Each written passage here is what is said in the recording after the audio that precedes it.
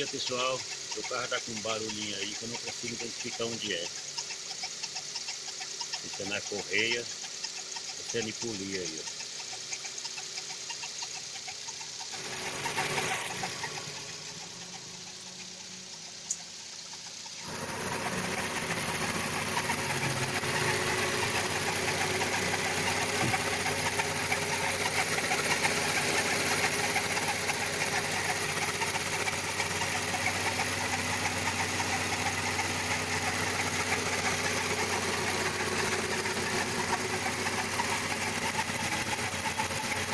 De longe dá para ouvir aí o barulho.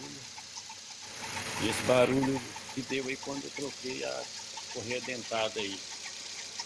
Troquei a correia dentada, começou a dar esse barulho aí.